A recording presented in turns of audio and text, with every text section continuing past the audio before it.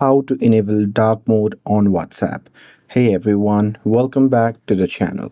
In today's video, I'll show you how to enable dark mode on WhatsApp. So now without further ado, let's get started. So here first thing first, open the WhatsApp app on your phone. And now here, once you're inside the app, just tap on the three dot icon shown in the top right corner of the screen. Now here from the drop down menu, just select settings. And now here, once you're inside the settings, simply scroll down and tap on chat. And now here in this section, you can just tap on theme option. And now here from the pop-up menu that appears, you can just select dark and tap on OK. And that's it. That's how you can turn on dark mode on WhatsApp.